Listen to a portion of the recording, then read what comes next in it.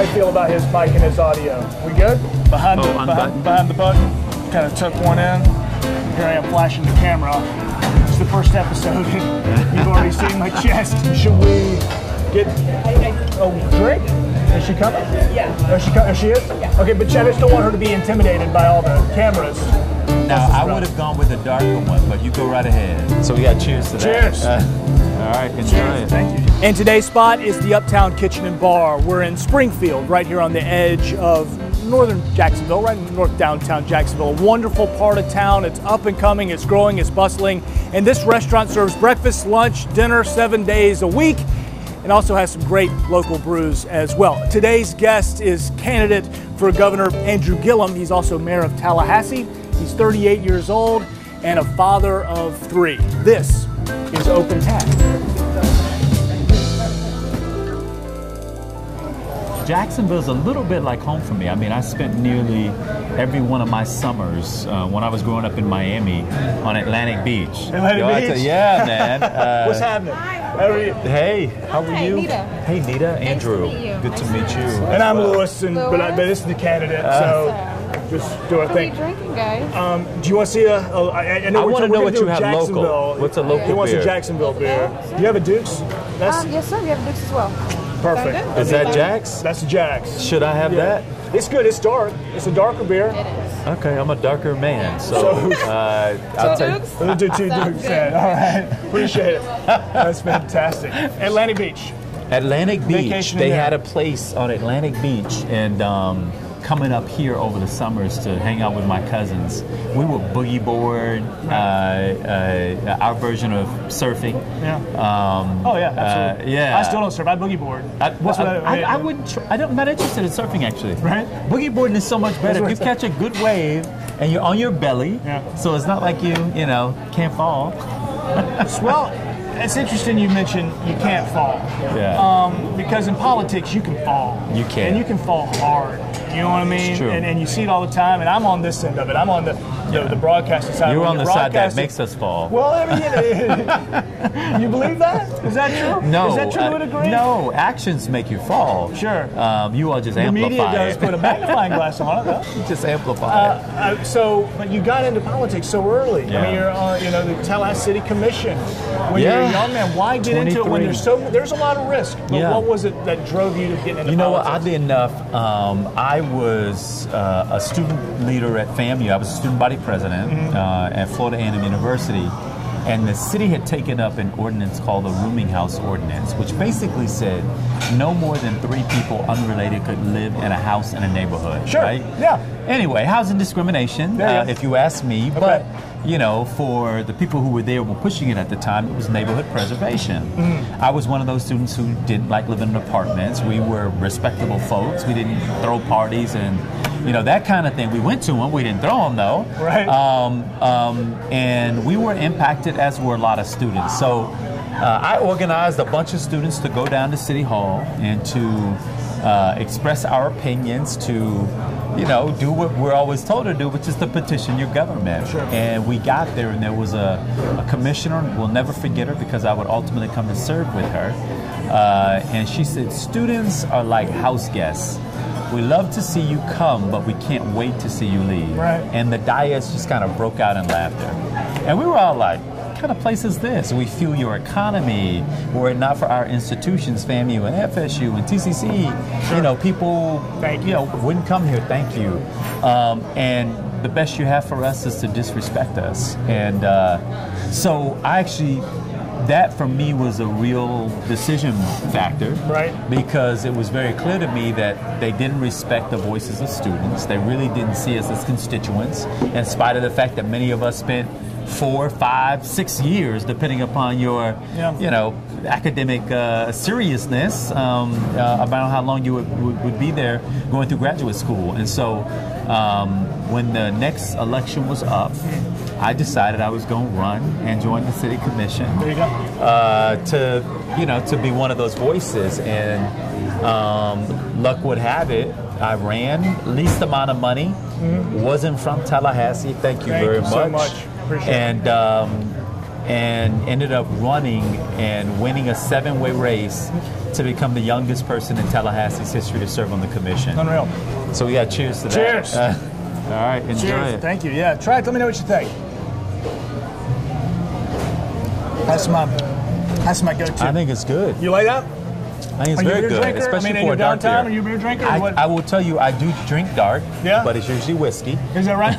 Yeah. Or whiskey drinker. Sip whiskey? Yeah. Crown Royal for me if I'm sipping. Yeah, but You know, beer is good. You just have to drink so much of it to feel right. To get there, to get to your spot. For me, good. it's like one or two, and at this time of day, then I'm ready for the nap, and that's my. It's like my Is nap. that right? It's nappy time for me. Yeah, that's how it Well, works. if you put me to sleep and I got all this work to do left today, we're gonna have problems. I know that. Yeah, I, that's the last thing I would want to do. You mentioned something in the talk about your race for city commission. Yeah. Right. Okay. So you said you did it with the least money. Yes, we did. All right. So I read your financial disclosure, and let me Yes. just put it out there. I got the least money. Your net worth, it said in not the a article I secret. read, was $300 and something thousand. Yeah. Right? Yeah. So you're every man. Yeah. Well, I think that's about my net worth if you want to break it down with my house. And I will tell you, with among African American males, I think the net worth is like $12,000, right? And so, but as we have said all along in this race, one of the reasons I feel, frankly, so qualified to address the issues that confront the state of Florida is that they're the same ones that show up in my house. Yeah. And that's not to say that people don't have it worse. There are a lot of people who have it worse. But I'm the only non-millionaire running for governor. There's a billionaire. There's a billionaire, 3 millionaires, Right. and me. Yeah. And that doesn't really make me afraid. I mean, all it does is it causes me to double down in what I know to be true. And that is that almost half the people of this state are working and can't bring home enough money to pay their bills at the end of the month. That we've got kids in this state who unfortunately are not graduating with a next step in mind. If they're not going to college, and even if they are, they're worried about debt. But if they're not graduating with a skill that they could monetize the skill, go to work and get a good job. Sure. That almost half the people in this state say that their number one concern is getting sick. Because if they get sick, they can't go to work. If they can't go to work, they can't earn a wage. If they can't bring home a wage, they can't pay their bills. Right. And so my point is that we deserve a voice in this process who knows what that means to live. Not to be told it, not to be given some poll to tell you what to believe and what to think, but share and reflect an experience that is the lived experience of the people of this state.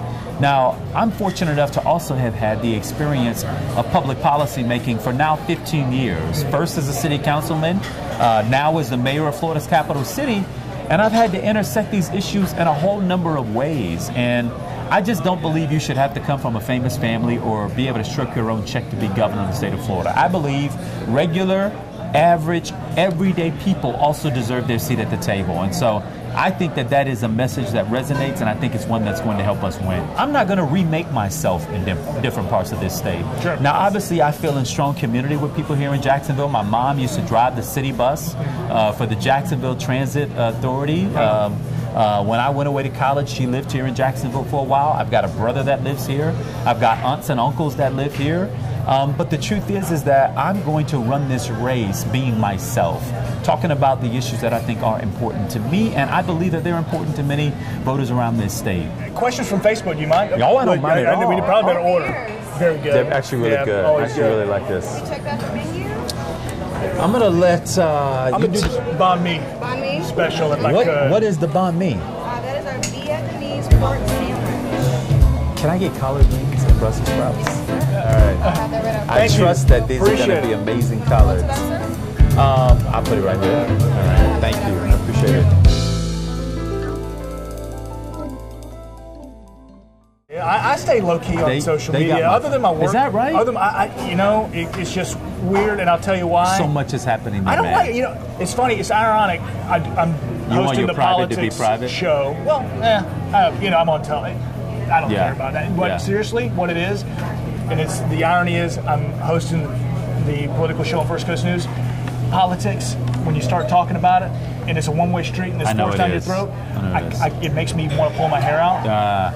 So I was on Facebook, and I'm not gonna, I got one uncle telling me Trump this, Trump that, and I got one aunt saying Hillary's the greatest thing that ever happened, and then you say one little comment about, well, actually this part isn't true or that isn't, then you're starting to hate your family. Yeah, no, I know it's bad. And you live in it. Yeah, it's bad. And you're trying to tell your message, and I just had to get off Facebook. No, I get it. Other than my work page, which I kind of is a one-way street. You let them talk to you? Yeah, just say, hey, present it. And, and let them go with it. You know what is interesting is there is such a coarsening right now in our politics where facts aren't as important. Yeah. It really is. If what I'm hearing fits with what I believe, then you're my source of information. Correct. And if it disagrees, you're no longer legit in that way. Here's a question from Tracy.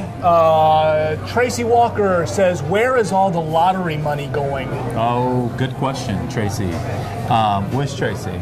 Tracy could be right here. All right. Yeah. Let's talk to Tracy. Thank you for the question, Tracy. The lottery money, which all of us were told was one day going to go toward increasing the funding for public education. And what ultimately ended up happening is that once it began to come in, it started to supplant what the state was putting toward it. So they could then move resources or reduce the flow of resources into funding education and move those dollars that would have otherwise gone into keeping the education funding at par and increasing year over year, they ended up diverting it. And so just by point of comparison, Tracy, we spend about $7,000 a year to educate a child in Florida. Do you know what we spend to incarcerate a child? $45,000. $7,000 to educate, $45,000 to incarcerate. There's something wrong with that math. We've got the lowest starting salaries for teachers. We're in the bottom 10%. 39 states paid their teachers starting salaries more. We have teachers in this state that are moonlighting at night as retail workers. $50,000 a year, I know, is your thing. Yes, yes. So the question then becomes on the other side, how do you find that money then? Yeah, it's a great question, and it's I'm the only candidate that has talked about how to pay for it. Yeah. First of all, we cannot be the best state we need and know we should be if we remain the cheap date in town. What we simply said is that if you are a corporation in this state, and by the way, only 3% of companies in Florida pay the corporate tax rate. Okay. Of 100%, only 3% pay the corporate tax rate. Though that same 3% happen to be the wealthiest companies in the state, they also happen to be the same 3% that drew down $6.3 billion from the Trump tax program that he initiated. So what we've said is you can keep $5.6 billion. We want $1 billion of that to come into the state of Florida to pay our teachers more so that we can educate the next generation workforce. Here's Myra. Hey, Myra. Myra wants to know, would you legalize recreational MJ? And I'm guessing that means Mary marijuana. Jane. Yeah, Mary Jane. You're legalizing recreational. Yeah, I was the first candidate to come out in support of legalization, full legalization and not decriminalization, which has been offered by at least one of my opponents. And my reasoning here is very simple. One, I think we ought to legalize it, tax it, and take those resources and invest it back into the state. Yeah. Secondly, we have an entire criminal justice system that's been created largely by incarcerating people through the use of a plant. Not through the sale of. The majority of these folks are there because they have smoked weed. Yeah. Now, blacks and whites use marijuana at the same rate, yet blacks are 4 times as likely to be arrested, prosecuted, and incarcerated for the use of marijuana. Unfortunately, it is a system that destroys lives, destroys communities, not to mention it's extremely expensive in this state's criminal justice system, and quite frankly, we all know that alcohol, now we're drinking a beer, but the truth is it's a more deadly weapon than marijuana. Sure. There's not been one death that we know of that's been attributed to a marijuana overdose in this state. Yet we know that alcohol is a major contributor to not only what it does to the body, but the dysfunction that it can create in our drivers that end up snuffing out the lives of innocent people every day, several times a day in this state. You hungry? I'm about to eat. Well, I just ate, but I am about to tear these Brussels sprouts up. Good for you. That's not a very I can't good eat Brussels thing sprouts. With a beer. You can't eat them? No, I can't eat them. Honest to God, I had my first ever bite of broccoli 2 weeks ago. My wife made me. She's like, do it. Because my You nephew's are- living with us. And You she's are like, living toxicity. I mean, I'll eat other green stuff. Thank you. See, I mean, there's Pickles. plenty You of, got some. plenty of green. Okay, there's something very wimpy about my set of dishes. Nah. Can we put a burger here just for effect? Just for effect. Nah, All right, this is great. You got to at least try these. Have you ever had a Brussels sprout? No, I haven't. I want you to All try it. We'll try it. I went to a little mildly fancy restaurant in the Panhandle, Yeah. Sop Chopping, and they were serving grouper necks and grouper throats, and it was delicious. Now these were throwaway pieces of food. Nobody would serve grouper neck and grouper throats inside of them. Where's the neck? I mean, I guess it's here. They called it grouper neck and grouper throat. I'm not sure where it exists. I will tell you this much. They hot sauced it. It was And that's fantastic. good. That's good. First of all, hot sauce makes everything better. Lew Turner tries. Try that. One of the mayor's. Now, Brussels I sprout. would have gone with a darker one, but you go right ahead. What are you already doing to me? You're already going to scare me. Go for it. No, it's just they likely are more juiced up, a little juiced in. What do you think? Now, this is my first time having theirs, so. It's really good. It's really, really good. It's not juiced in. I didn't get the juiced in one. But that's firm. You can go back for a, I might bother your Brussels sprouts. you can go back for another one, but No, they've never. got these bacon, see these greens here? No, I love That green. pork? You eat pork? Yeah.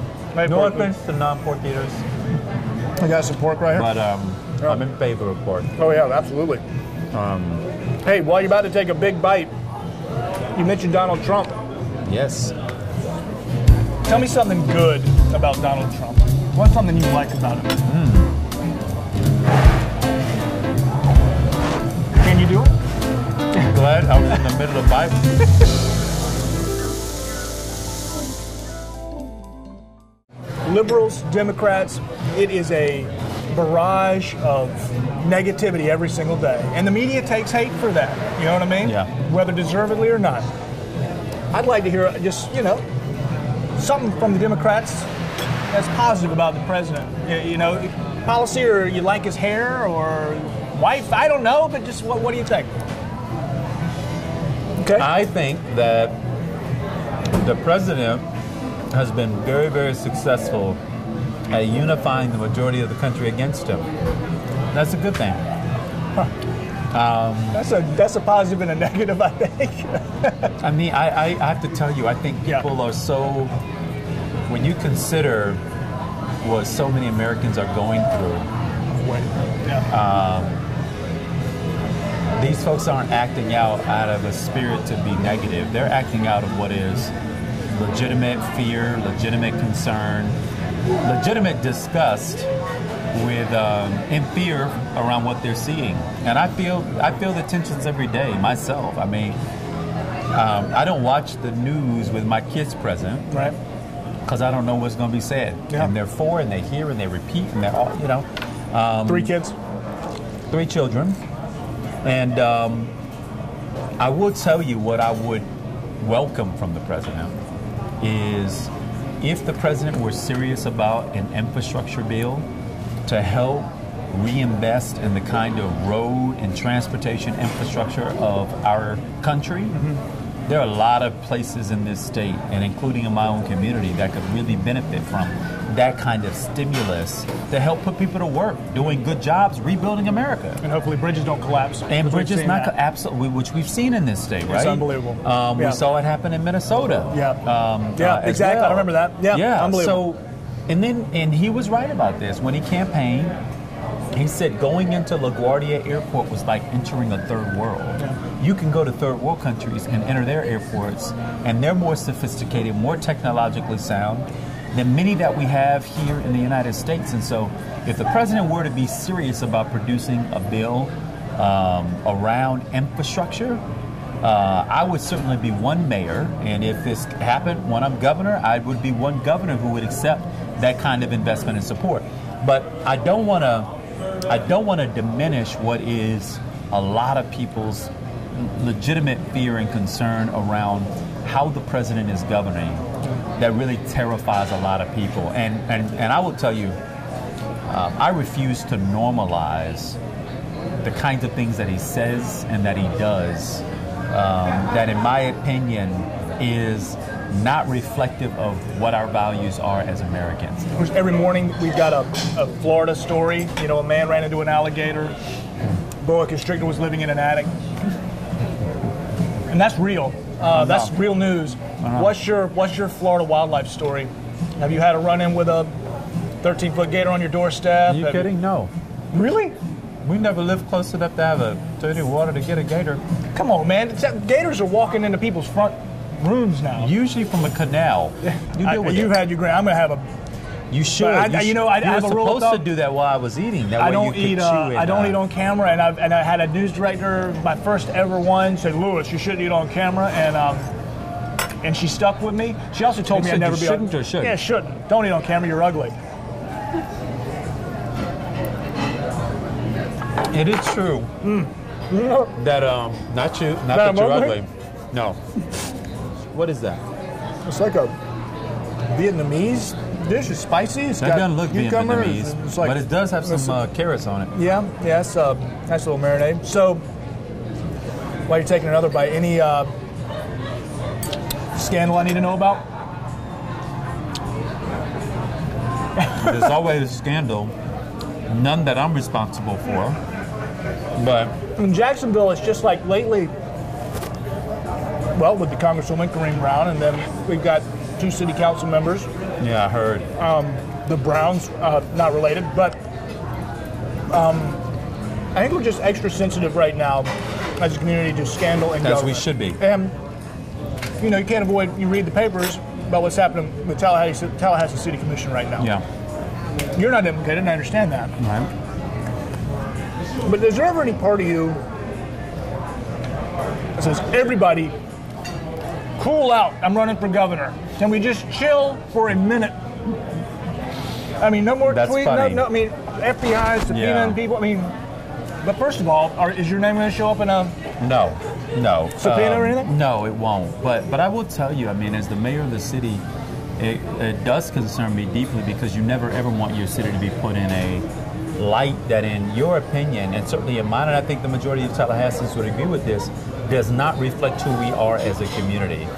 There may have been some individuals who have made bad decisions that not only reflect on them, but because they may hold high positions, it reflects on all of us. Sure. In spite of all that distraction, and by the way, it has been a big distraction for our community. First thing, when I Googled your name, a Tampa Times piece came up. Comes That's up. gotta be frustrating. Andrew Gillum. Absolutely it is. But I will tell you, in spite of, we've been able to gain traction and support from people all throughout this state who have been supportive.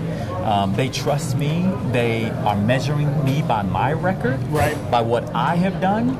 And they believe, just as I have said, and I've given them no other reason not to believe it, that I got into this to make my community a better place. I'm proud that I right now sit as the mayor of the capital city, which is the fastest growing economy in the state of Florida per capita. That we got more growth and development happening per capita than any other place in this state. That we are, in my 4th year as mayor, we're experiencing a 5-year low in the crime rate in the city of Tallahassee. And we didn't do that by locking people up and throwing away the key, but by leaning into restorative justice techniques and tactics, adult and youth civil citations. We banned the box. We don't ask you about criminal background history when you apply for a job in my city, unless saying yes is a disqualifier. If it isn't, we're going to measure you on your merit. Why? Because these are people who, we can't say we want you to pull yourselves up by the bootstraps and then we erect barrier after barrier after barrier to keep you from being able to do just that. We want them to make a good living the right way and then become contributing members back to our society. And so I'm extremely proud, even today, in the midst of the drama, in the midst of the distraction, in the midst of a statewide run for office, which has not always put my community and even myself in some cases in the most favorable light. We're persisting because, in my opinion, this election is far too consequential for us to not take it seriously and to take it lightly. I know who loses when we lose these elections, and it isn't the name on the ballot alone. It's the people for whom we are standing in the gap for, who don't get a voice, who don't get a seat at the table, who are depending on us to win these races so that they can be felt and heard and seen again in the body politic. So I feel strongly about it, and I have to tell you, I'm also a pretty faithful person. Right. I believe that God wouldn't have me at this place but for His divine purpose. And so every day we get up to try to win the day. Every day we get up trying to be our best, highest, most honest and authentic self. Because, look, I'm the only non-millionaire running, and I don't have anything to lose. We are in this race because we believe that the state has too much to lose if we weren't in the race. So I'm excited. Now eat more Brussels sprouts. They're good. Right. But what you're doing is you're out here, you're not boogie boarding anymore. You're surfing without a wetsuit, man. And the water's rough, and there are sharks around you, and the fall could really hurt. Right? Absolutely. But you're not worried about it. I'm not. I'm not, mainly because I'm extremely proud of what my record of service has been. Right. I'm also extremely energized around the change that we're trying to create. And finally, I'm motivated by the people who we're being able to come into contact with, who before are saying, I didn't believe in politics, not really into it. Sure. Same thing, different day, same politics, and they're experiencing that I'm actually not the same that they've experienced.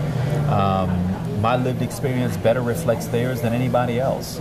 And as I have said and have experienced the entire time I've been in public service, my votes, my positions are informed by that lived experience. It's not in spite of. Everything's good, and Very good. I'll take the check. I've seen the financial disclosures, and you know what? I'm going to take the check this time, but I promise you, I'll make Jeff Green buy me the restaurant. Right? Yes. How about that? I thank you for that. Oh, my pleasure. Nice Open of tab. you. Seriously, the boogie board is great. I missed them. We got to get video of you boogie boarding now. I'm not. It's been a number of years, man. Sure. I don't even know how we found the fun in it.